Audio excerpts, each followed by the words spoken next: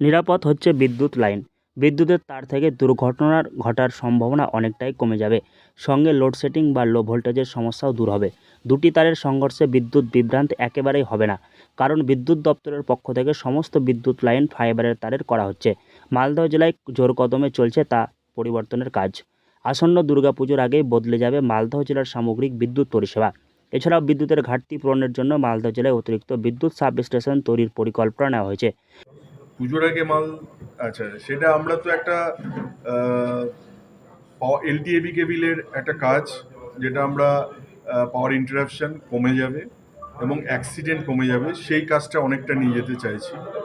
Second হচ্ছে আমরা কিছু কিছু ছোট ছোট সার্কিটের ডেভেলপমেন্ট করে লোকালি যাতে ভোল্টেজ প্রোফাইলটাকে ভালো রাখা যায় সেটার একটা নিয়ে যেতে চাইছি।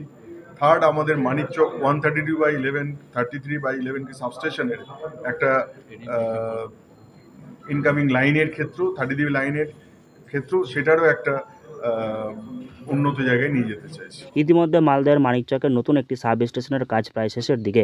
এই সাব স্টেশনটি তৈরি হলে এলাকার বিদ্যুৎ ঘাটতির অনেকটাই পূরণ হবে। পুজোর আগেই কাজ শেষ হবে এই সাব স্টেশন তৈরির। মালদহ জেলা বিদ্যুৎ দপ্তর সূত্রে জানা গিয়েছে, জেলায় প্রায় 10 লক্ষ বিদ্যুৎ গ্রাহক রয়েছে। প্রত্যেক গ্রাহককে 100% বিদ্যুৎ পরিষেবা দেওয়ার চেষ্টা করা হয়। তবে পরিকাঠামো অভাবের ফলে বেশ কিছু ক্ষেত্রে পরিষেবা ব্যাহত হয়। মূলত মালদহের মানিকচক ব্লকের গ্রাহকদের দীর্ঘদিন ধরে এই সমস্যার সম্মুখীন। তাই পুজোতেই মানিকচক ব্লকে 132 কেবি নতুন সাব স্টেশন চালু করা হচ্ছে। পাশাপাশি জেলাতে আরও 10টি সাব স্টেশন তৈরির প্রস্তাব করা হয়েছে। টোটাল এই জেলার জন্য এখনো পর্যন্ত স্যাংশনটা হচ্ছে 7,000 কিলোমিটার। সেক্ষেত্রে অলরেডি আমরা প্রায় 200 থেকে 400 কিলোমিটার প্রায় হয়ে গেছে। বাকি পুজোর আগেও আমাদের একটা ভালো প্রোগ্রাম রয়েছে, আমরা প্রায় নিয়ে যেতে অনেকটাই নিয়ে যাবো, এটা চেষ্টা করছি। কি সুবিধা পাবে? এলটিভি কেবিলের প্রথম সুবিধা হচ্ছে যে আপনি পাওয়ার সিস্টেমটা বেশ আনইন্টারাপ্টেড পাওয়ার সিস্টেম পাবেন, অর্থাৎ গাছের জন্য যে ঝামেলাটা সেটা থেকে রেহাই পাবে। সেকেন্ড হচ্ছে আমাদের বিভিন্ন রকম অ্যাক্সিডেন্ট যেগুলো হয়ে থাকে, তার ছিঁড়ে যাওয়া বা হঠাৎ করে দুটো তারের মধ্যে জড়িয়ে গিয়ে পাওয়ারটাকে ডিস্টার্ব করে, সেটা থেকে মুক্তি পাবে।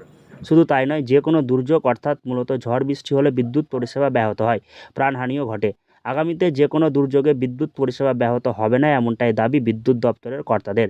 কারণ জেলা জুড়ে 10,000 কিলোমিটার বিদ্যুৎ সরবরাহের জন্য তার রয়েছে, যা পরিবর্তন করা হচ্ছে। প্রায় 7,000 কিলোমিটারের মতন ফাইবার অপটিক কেবল বসানোর কাজ শুরু হয়েছে, যা দ্রুততার সঙ্গে করার চেষ্টা চলছে। এর ফলে বিদ্যুতের দুর্ঘটনা যেমন কমবে, তেমন বিদ্যুৎ পরিষেবারও উন্নতি হবে।